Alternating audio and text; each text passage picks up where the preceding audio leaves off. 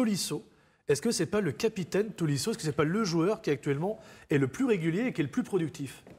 Oui, mais je trouve qu'il joue trop. La preuve, il n'a pas fait un bon match. Ouais. C'est vrai qu'il est un peu moins bon. Il fait tous les matchs. En plus, il a fait tous les matchs des espoirs. Oui, c'est vrai. Avec 2 buts marqués en tant que capitaine. Tous les 3 jours. Et là, il n'a pas fait un bon match. Moi, je pense peut-être qu'on aurait dû le mettre au repos à ce match-là pour qu'il soit prêt mardi. Parce qu'il ne peut pas jouer tous les 3 jours.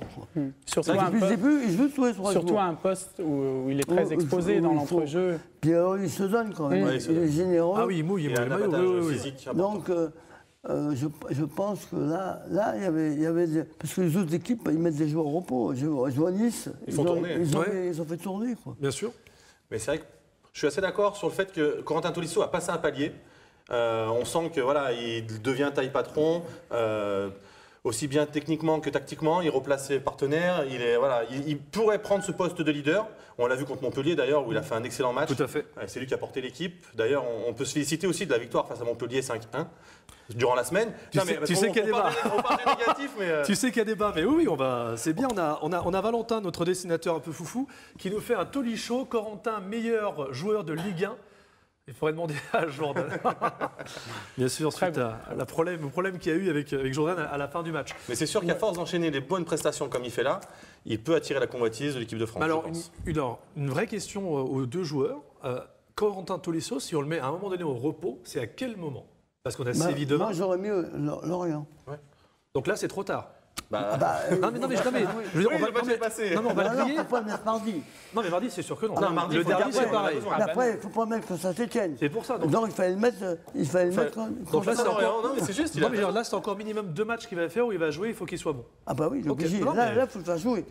Mais il fallait le mettre avant. Ce qui est intéressant avec Corentin Tolisso, c'est que son transfert avorté de cet été, où il a une très grosse proposition de Naples, lui a fait prendre conscience qu'il était vraiment un maillon fort de l'effectif. Avant, il y avait Lacazette. On parlait beaucoup de Lacazette, de Fekir, d'Umtiti, qui étaient des fortes valeurs marchandes. Corentin Tolisso, il a pris conscience aussi qu'il fallait qu'il prenne plus de responsabilités sur comme en dehors du terrain. Et aujourd'hui, s'il est capitaine, ça veut dire aussi qu'il a pris.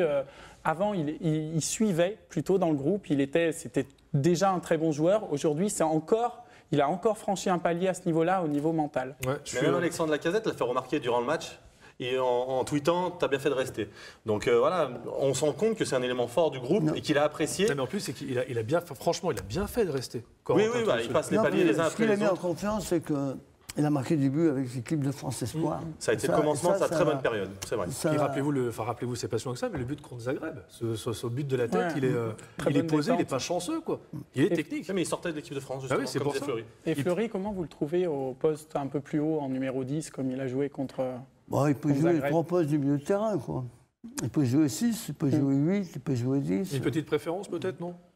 Non, moi je pense qu'il vaut mieux qu'il joue un peu plus bas pour qu'il parte de loin. Plus milieu relayeur, je suis d'accord, avec son avantage physique. Il peut frapper de loin que d'être plus haut. Parce qu'après plus haut, il va se trouver dos au jeu. C'est plus compliqué. C'est moins ses qualités, c'est vrai.